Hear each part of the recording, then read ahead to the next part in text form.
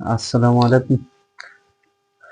आज से हम बायोलॉजी के लेक्चर्स को स्टार्ट कर रहे हैं। तो इसमें स्टूडेंट्स की डिमांड है कि इनहेरिटेंस चैप्टर पहले किया जाए, तो हम आज इनहेरिटेंस चैप्टर को स्टार्ट करेंगे। और इसमें सबसे जो पहला लेक्चर है वो इस पे कि इनहेरिटेंस एक्चुअल में होता क्या है।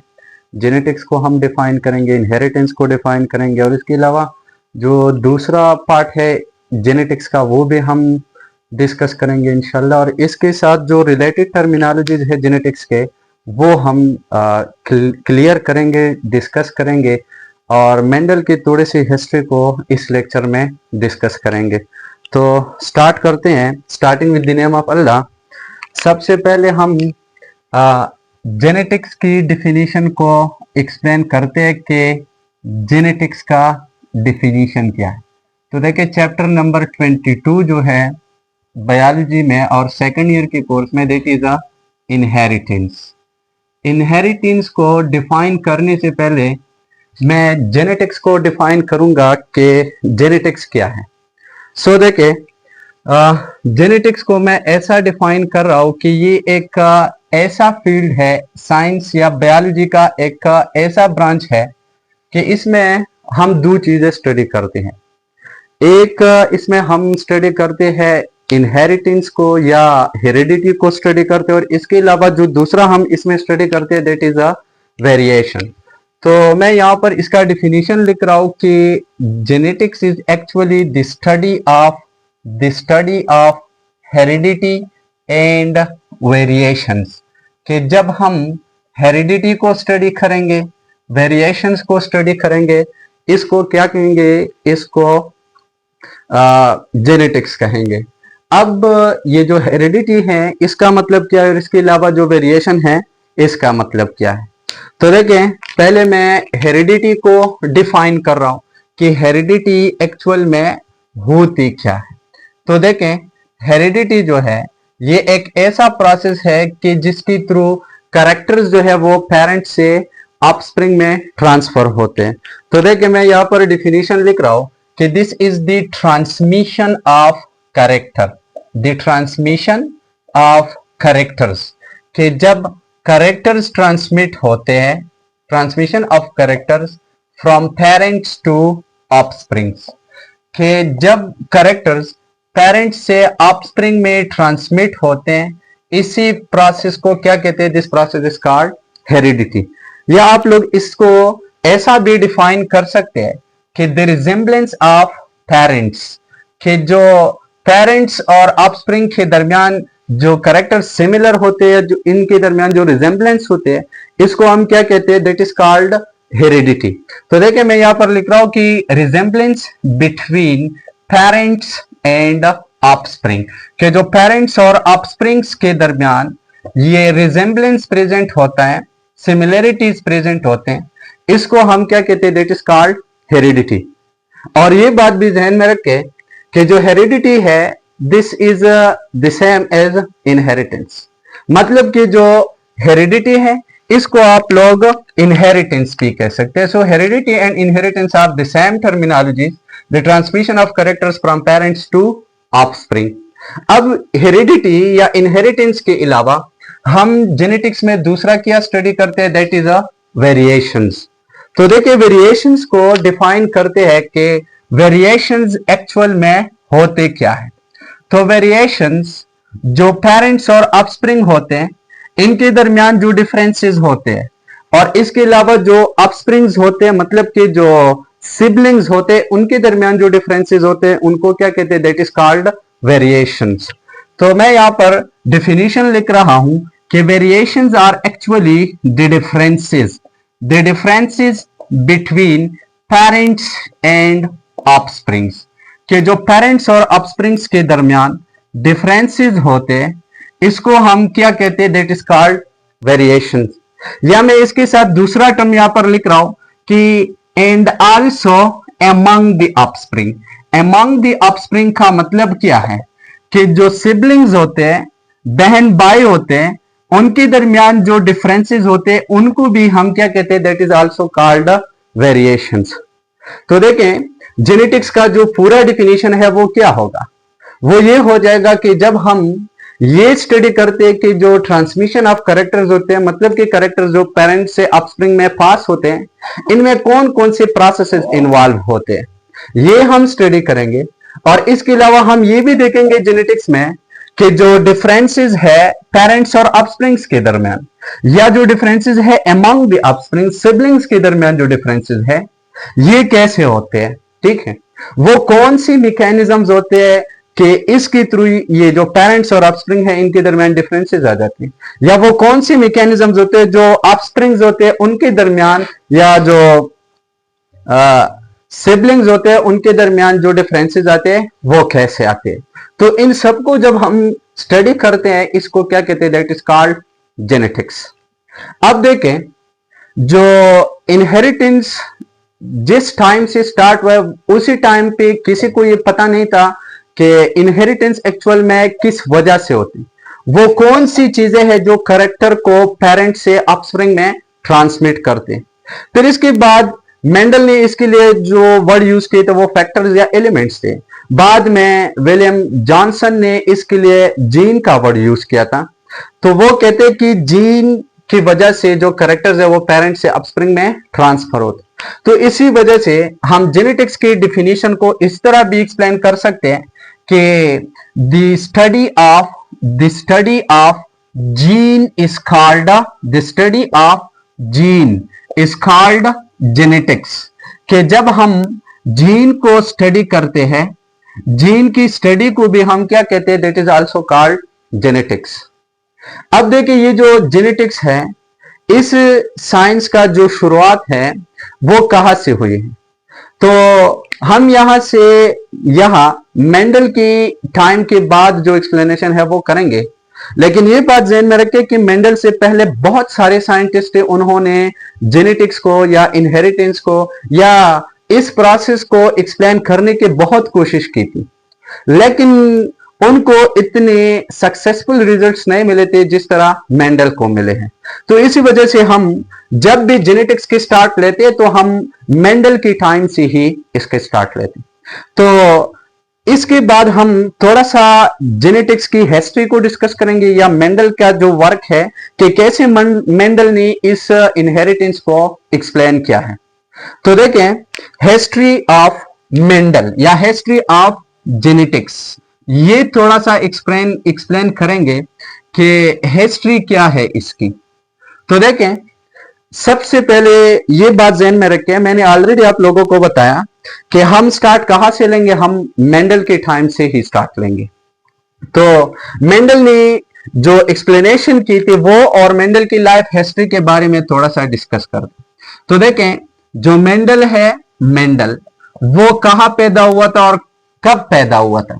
तो देखें, मेंडल वाज बॉर्न, ये मेंडल पैदा हुआ था इन July 1822। Mendel was born in July 1822। और ये कहां पैदा हुआ था, तो देखें, ये एक ऑस्ट्रिया की एक शहर में पैदा हुआ था। उस शहर का नाम है हेंजेंडॉर्फ। तो Mendel was born in July 1822 in Heinzendorf, Austria. Austria का एक शहर है हेंजेंडॉर्फ, वहां पर मेंडल पैदा हुआ था। अच्छा, ये जो मेंडल है इसका ताल्लुक बहुत ज्यादा गरीब फैमिली के साथ था। तो मैं यहां पर इसके साथ लिख रहा हूं कि मेंडल वाज बिलोंगिंग या Mendel belong to a very poor family. उसका ताल्लुक बहुत ज्यादा गरीब फैमिली के साथ था। तो उसका जो वालिद था वो भी फार्मर था। तो देखिए, ये जो मेंडल था इसने जब अपना बेसिक एजुकेशन हासिल कर रहा था, वो उसी टाइम में इसने एग्रीकल्चर को भी बहुत ज्यादा प्रैक्टिस किया था। तो मैं यहां पर लिख रहा हूं कि मेंडल जो साइंटिस्ट था, मेंडल प्रैक्टिस्ड एग्रीकल्चर। मेंडल ने एग्रीकल्चर को भी प्रैक्टिस किया था विद बेसिक एजुकेशन। ये जब अपना बेसिक एजुकेशन कर रहा था तो उसी टाइम में मेंडल एग्रीकल्चर को भी बहुत ज्यादा परफॉर्म कर रहा था। तो इसने बहुत ज्यादा प्रैक्टिस किया था एग्रीकल्चर।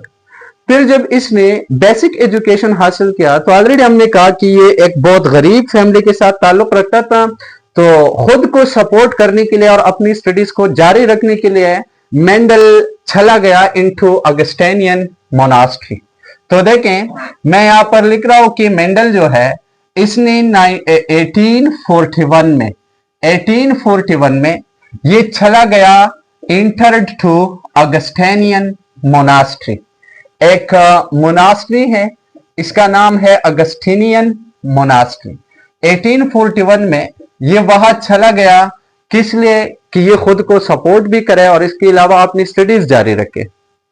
लेकिन ये मेंडल जब यहां अगस्टिनियन मोनास्ट्री चला गया, वहां इसने टीचिंग के लिए जो टेस्ट दिया, मेंडल ने वो टेस्ट क्या कर दिया, fail the test for teaching. जो टीचिंग के लिए टेस्ट था उस अगस्टिनियन मोनास्ट्री का, वो मेंडल ने फेल किया। फिर इसके बाद जो मेंडल है उसने मोनास्ट्री छोड़ दी। जब इसने मोनास्ट्री छोड़ दी तो देखे 1851 में जो मेंडल था इसने ज्वाइन किया एक यूनिवर्सिटी को, join the university of vena. इसने एक यूनिवर्सिटी ज्वाइन की। वो कौन सी यूनिवर्सिटी है? That is the university of vena. इसने यूनिवर्सिटी ऑफ वेना को ज्वाइन किया और वहां पर इसने क्या स्टडी किया? देखे, इसने यूनिवर्सिटी ऑफ वेना को ज्वाइन किया टू स्टडी फिजिक्स। ये फिजिक्स को स्टडी कर रहा था। फिजिक्स के अलावा ये केमिस्ट्री को भी स्टडी कर रहा था। केमिस्ट्री के साथ साथ बॉटनी को भी स्टडी कर रहा था।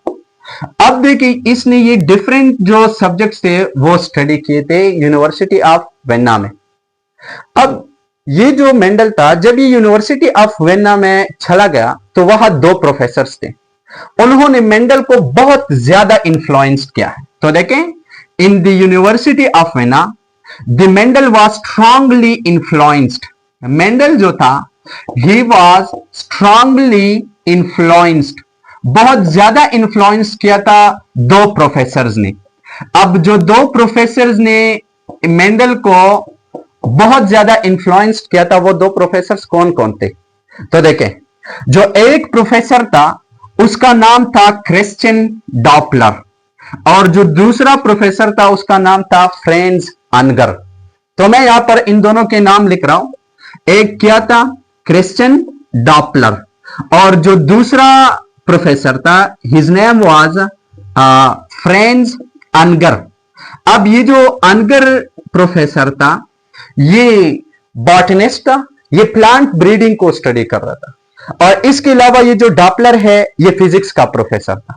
तो देखें, मैं यहां पर इसके साथ लिख रहा हूं कि डॉपलर वाज फिजिसिस्ट और जो अंगर था ही वाज बॉटनिस्ट। अब देखें, ये जो दो प्रोफेसर्स है, इन दोनों प्रोफेसर्स का मेंडल के लाइफ में या मेंडल के जो एक्सपेरिमेंट्स है इसमें बहुत बड़ा रोल है। क्यों? क्योंकि देखें, जो डॉपलर था, डॉपलर इसने क्या कर दिया? इसने मेंडल को बहुत ज्यादा इन्फ्लुएंस किया और इसको एक्सपेरिमेंटल साइंस सिखाया। मतलब यह है कि जो डॉपलर साइंटिस्ट था, इस डॉपलर साइंटिस्ट ने क्या कर दिया? इसने मेंडल को किया सिखाया, इसने मेंडल को एक्सपेरिमेंटल साइंस सिखा दिया कि एक्सपेरिमेंट हम कैसे परफॉर्म करेंगे। और इसके अलावा इस डॉपलर ने क्या कर दिया? He practised Mendel very well in the use of mathematics. ये इसने बहुत ज्यादा मेंडल को प्रैक्टिस किया कि हाउ मैथमेटिक्स के जो मैथमेटिक्स है ये हम कैसे यूज कर सकते हैं, how mathematics can be used, कि जो मैथमेटिक्स है हम इसको कैसे यूज कर सकते हैं इन एक्सप्लेनिंग द नेचुरल फिनोमिना, कि जब हम नेचुरल फिनोमिना को एक्सप्लेन करते हैं तो उसमें हम मैथमेटिक्स को कैसे यूज करते हैं। ठीक है, तो देखें, नेचुरल फिनोमिना इसके साथ लिखिए कि नेचुरल फिनोमिना को एक्सप्लेन करने के लिए या जो एक्सपेरिमेंट्स है इसमें मैथमेटिक्स हम कैसे यूज कर सकते हैं, मैथमेटिक्स का क्या रोल होता है।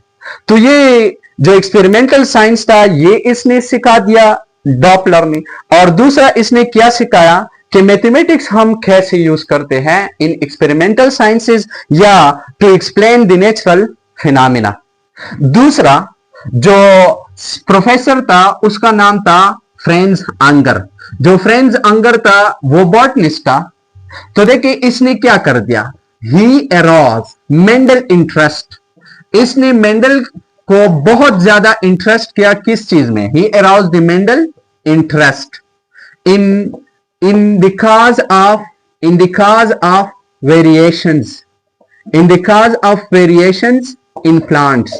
मैंने ऑलरेडी आप लोगों को ये बताया कि ये बॉटनिस्ट था, ये प्लांट ब्रीडिंग को टीच कर रहा था। वो प्लांट ब्रीडिंग में ये लोग क्या करते हैं कि डिफरेंट प्लांट्स को क्रॉस करते और इसकी नई वेराइटीज बनाते। तो ये जो नई वेराइटीज बनती है इसमें काफी वेरिएशंस आते हैं। तो इसने मेंडल के इंटरेस्ट को पैदा किया किस चीज में कि ये जो वेरिएशंस है प्लांट्स में ये कैसे आते हैं। तो ये दो प्रोफेसर जो है उन्होंने मेंडल को बहुत ज्यादा स्ट्रांगली इन्फ्लुएंस्ड किया। देखिए जब ये मेंडल ने 1851 में यूनिवर्सिटी ऑफ वेना को ज्वाइन किया तो इसने वहां 2 साल गुजारे हैं। 2 साल गुजारने के बाद मेंडल ने क्या कर दिया कि 1953 में Mendel returned to the Augustinian monastery. ये मोनास्ट्री में वापस आया और जब ये मोनास्ट्री में वापस आया तो he was selected as a teacher. तो इसको टीचर के तौर पे सेलेक्ट किया गया या इसको जो टीचिंग का जॉब है वो मिल गया। ठीक है, अच्छा आप देखें, he was selected as a teacher और ये क्या टीच कर रहा था, तो ये फिजिक्स को टीच कर रहा था। ठीक है, अच्छा जब ये फिजिक्स को टीच कर रहा था तो उसी टाइम में ये जो मेंडल था इसने पी प्लांट्स को कल्टीवेट किया था। देखें मोनास्ट्री के अंदर एक गार्डन था, उसी गार्डन का नाम था एबे गार्डन। तो 1856 में, सॉरी ये जो डेट है ये 1853 कर दे और ये जो डेट है दिस इज 1856। तो 1856 में जो मेंडल साइंटिस्ट था इसने क्या कर दिया, 1856 में मेंडल ने कल्टीवेट किया किस चीज को, कल्टीवेटेड द पी प्लांट्स। इसने पी प्लांट्स को कल्टीवेट किया किस चीज में, एक गार्डन था वहां, उसी गार्डन का नाम था एबे गार्डन। तो इस एबे गार्डन में मेंडल ने क्या कर दिया, जो पी प्लांट्स है उसकी कल्टीवेशन स्टार्ट की। और जब इसने ये पी प्लांट्स कल्टीवेट किए तो मेंडल को बहुत सारे वैरायटीज मिले पी प्लांट्स के। तकरीबन 14 वैरायटीज मेंडल को मिले थे पी प्लांट्स के। अब जो मेंडल ने ये कल्टीवेट किया पी प्लांट्स को 1856 में और वहां से इसने एक्सपेरिमेंट्स स्टार्ट की। तो 1856 से लेकर 1864 तक मेंडल ने तकरीबन कितने एक्सपेरिमेंट्स परफॉर्म किए थे, experimented with approximately 28,000 P plants. इसने 28,000 पी प्लांट्स को कल्टीवेट किए थे और उसके ऊपर एक्सपेरिमेंट्स परफॉर्म किए थे। ठीक है, अच्छा अब जब इसने ये 28,000 पी प्लांट्स के ऊपर एक्सपेरिमेंट्स परफॉर्म किए थे, वो कौन से एक्सपेरिमेंट थे, दैट वाज हाइब्रिडाइजेशन एक्सपेरिमेंट्स। इसने हाइब्रिडाइजेशन एक्सपेरिमेंट्स परफॉर्म किए थे। जब इसने हाइब्रिडाइजेशन एक्सपेरिमेंट परफॉर्म किए तो मेंडल ने इसमें कितने कैरेक्टर्स ऑब्जर्व किए थे, Mendel observe 7 different characters. Mendel ने 7 डिफरेंट कैरेक्टर्स को ऑब्जर्व किए थे इन पी प्लांट्स। अच्छा जब इसने 7 डिफरेंट कैरेक्टर्स को ऑब्जर्व किए तो इसका मतलब है कि जब इसने 7 कैरेक्टर्स को ऑब्जर्व किए, हर कैरेक्टर्स के 2 फॉर्म्स थे, 2 फॉर्म्स थे हर कैरेक्टर्स के। तो इसका मतलब ये हो गया कि मेंडल ने उसी टाइम में 14 वेराइटीज ऑफ पी प्लांट्स को स्टडी किए थे। जब इसने एक्सपेरिमेंट्स परफॉर्म किए और जो एक्सपेरिमेंट्स इसने परफॉर्म किए थे, मेंडल ने क्या कर दिया, Mendel keep the record of his experiments. अपने एक्सपेरिमेंट्स के जो रिकॉर्ड है वो नोट कर रहे थे, ठीक है, और बहुत अच्छी तरीके के साथ वो अपने एक्सपेरिमेंट्स के रिकॉर्ड को नोट कर रहे थे। अच्छा, आप देखिए, जब मेंडल ने ये एक्सपेरिमेंट्स परफॉर्म किए तो फिर क्या कर दिया कि जो मेंडल है इसने 1866 में, इन 1866 मेंडल ने क्या कर दिया, मेंडल ने अपना रिसर्च पेपर पब्लिश किया। मेंडल ने क्या कर दिया, मेंडल पब्लिश्ड रिसर्च पेपर। इसने रिसर्च पेपर पब्लिश किया और उस रिसर्च पेपर का जो टाइटल था वो क्या था, वो था hybridization experiments on pea plants या एक्सपेरिमेंट्स ऑन पी प्लांट्स, ये उसका टाइटल था। तो मैं यहां पर लिख रहा हूं कि इसका टाइटल था hybridization experiments on pea plant. जो पी प्लांट है इसके ऊपर इसने हाइब्रिडाइजेशन एक्सपेरिमेंट्स परफॉर्म किए थे, तो वो इसने इसका क्या कर दिया, टाइटल बनाया। अच्छा, जब इसने ये रिसर्च पेपर पब्लिश किया था तो इसने एक जर्नल में पब्लिश किया था, और वो जर्नल कौन सा था, वो जो जर्नल था that was the Bailey's journal of plant breeding. Bailey's journal of plant breeding, ये एक जर्नल था कि इसमें मेंडल ने अपने रिसर्च पेपर को पब्लिश किया। अच्छा, जब इसने अपने रिसर्च पेपर को पब्लिश किया तो फिर इसके बाद क्या हुआ, इसने अपने रिसर्च पेपर की एक कॉपी एक बहुत बड़ा साइंटिस्ट था उस टाइम में, उस साइंटिस्ट का नाम था नाइजेलाई। इसने नाइजेलाई को अपनी पेपर की एक कॉपी सेंड की। तो देखिए, मैं यहां पर लिख रहा हूं कि send the copy of his research paper to a well known scientist Nageli. जब इसने नाइजेलाई को ये रिसर्च पेपर सेंड किया, किस लिए, फॉर करेक्शंस। तो नाइजेलाई ने क्या कर दिया, नाइजेलाई ने इसके रिसर्च पेपर को इग्नोर्ड किया। ही ignored the research paper of Mendel.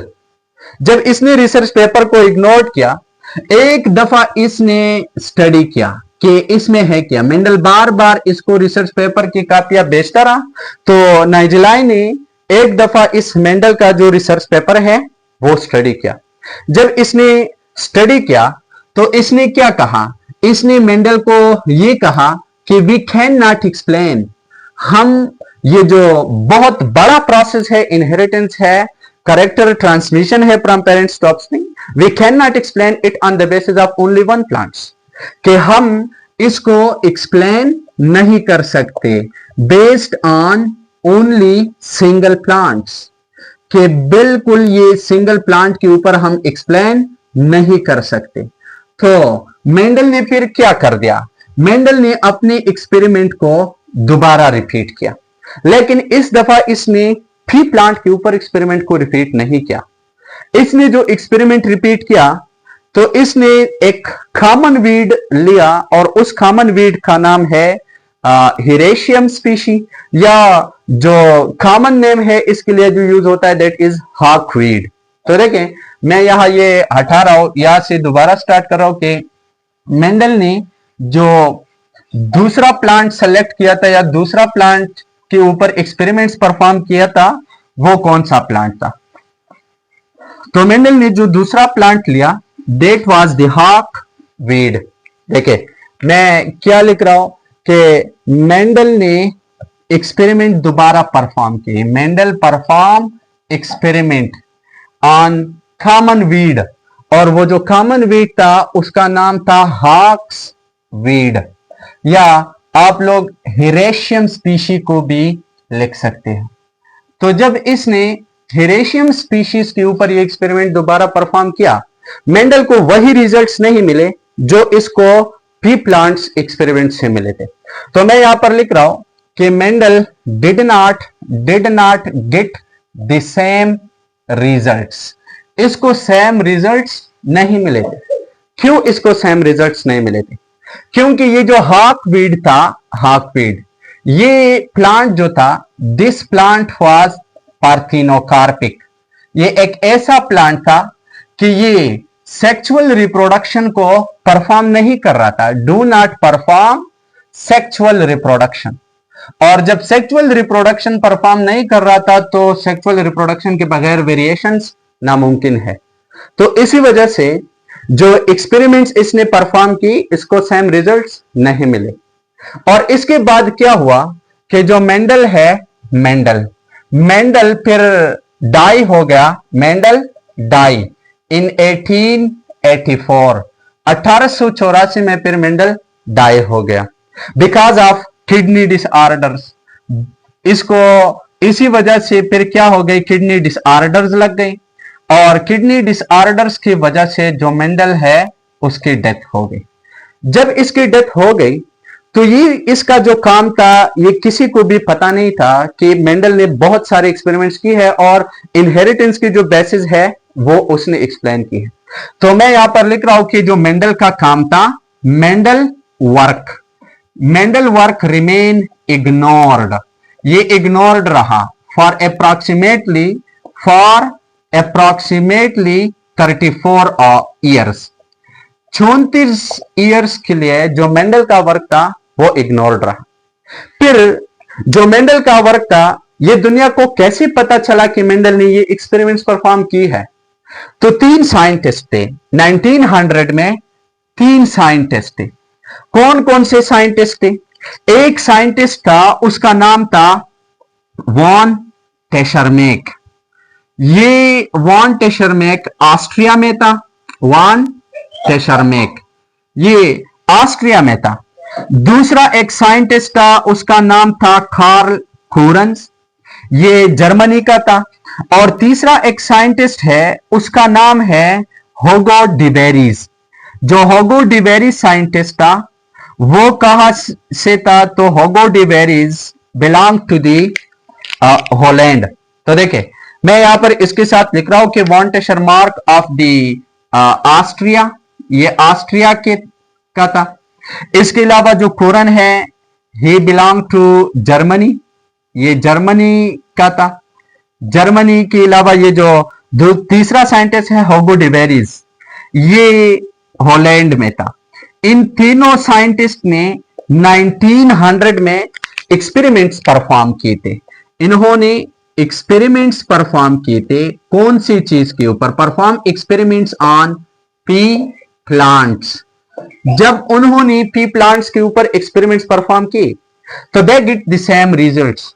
उन्होंने जो रिजल्ट्स ऑब्टेन किए वो बिल्कुल मेंडल के रिजल्ट्स की तरह सेम थे।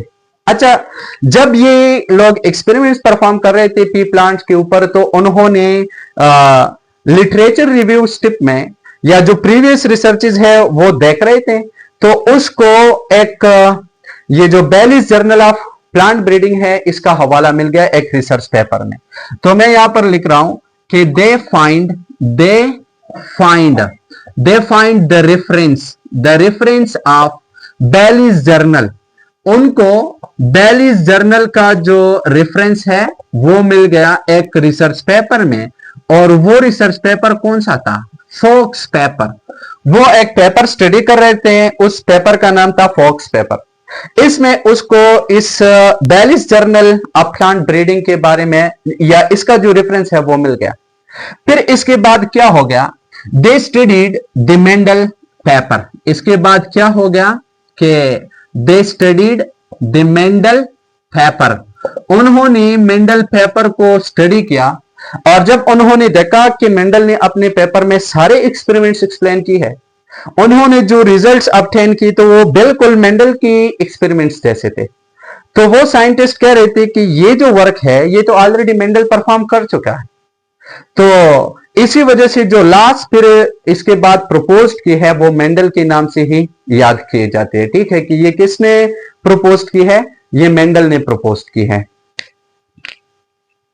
अच्छा, अब देखें मेंडल एक्सपेरिमेंट को थोड़ा सा एक्सप्लेन कर रहे हैं कि जो मेंडल था इसने एक्सपेरिमेंट्स पी प्लांट के ऊपर परफॉर्म किया था, और इसने हाँ, इसकी वजह से जो इनहेरिटेंस है इसको फिर एक्सप्लेन किया है।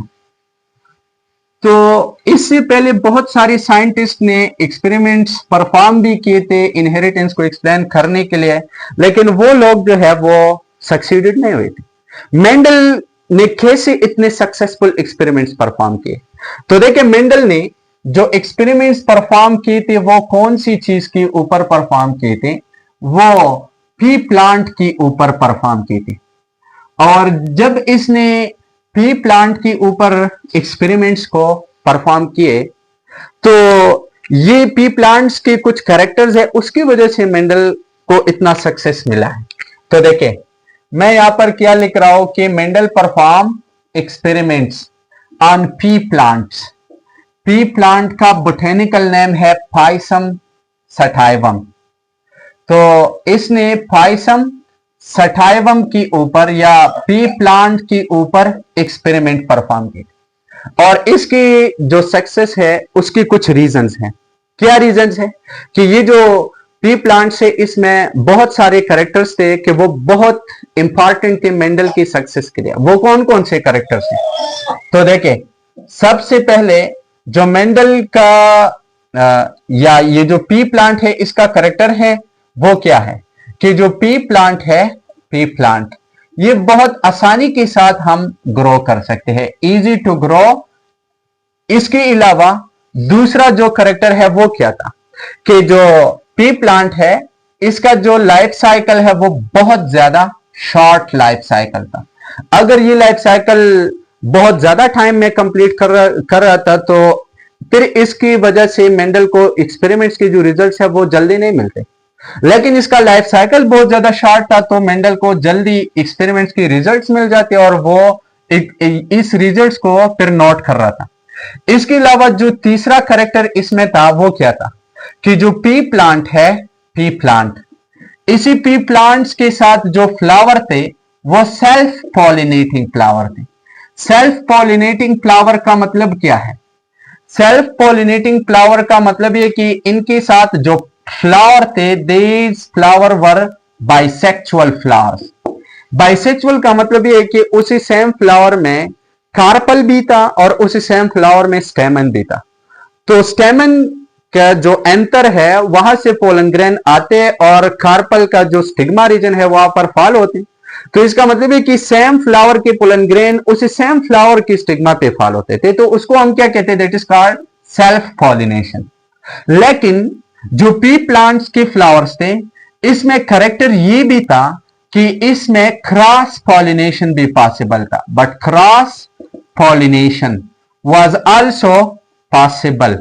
इसमें क्रॉस पॉलिनेशन भी पॉसिबल था, ये करेक्टर था एक। फिर इसके अलावा जो और करेक्टर है उसमें क्या है? नंबर 4 मैं यहां पर लिख रहा हूं कि नेक्स्ट जो करेक्टर पी प्लांट में था वो ये था कि पी प्लांट्स के साथ क्या थे? पी प्लांट्स के साथ डिस्टिंक्ट, डिस्टिंक्ट का मतलब है different, contrasting heritable character. Contrasting heritable characters, contrasting का मतलब क्या है? हेरिटेबल का मतलब क्या है? तो देखिए, contrasting heritable characters, contrasting character का मतलब ये है कि जो कैरेक्टर्स थे उसमें क्लियर कट डिफरेंसेस मौजूद थे। हमको क्लियरली पता चल रहा था कि ये कैरेक्टर जो है वो एक दूसरे से डिफरेंट है। तो क्लियर कट डिफरेंसेस जब कैरेक्टर्स में हो तो उसी काइंड ऑफ कैरेक्टर्स को कहते हैं कंट्रास्टिंग कैरेक्टर। हेरिटेबल का मतलब ये है कि ये क्या हो सकते हैं? कैन पास टू अपस्प्रिंग, ये अपस्प्रिंग में पास हो सकते हैं। ठीक है, तो ये क्या है? ये कुछ कैरेक्टर्स थे जो पी प्लांट्स के अंदर प्रेजेंट थे और इसकी वजह से ही मेंडल को बहुत ज्यादा सक्सेस मिला है। और इन सारे एक्सप्लेनेशंस के बाद के मेंडल ने इनहेरिटेंस की बेसिस को एक्सप्लेन किया है। बाद में मेंडल का जो इनहेरिटेंस है इसके बहुत सारे एक्सेप्शंस है। मेंडल्स की जो एक्सप्लेनेशन है वो कुछ हद तक है, लेकिन फिर भी ये बेसिस प्रोवाइड कर रहा है इस इनहेरिटेंस के लिए। तो इसी वजह से जो मेंडल साइंटिस्ट था, मेंडल को अब कौन से नाम से याद किया जाता है? Mendel is considered as the father of genetics.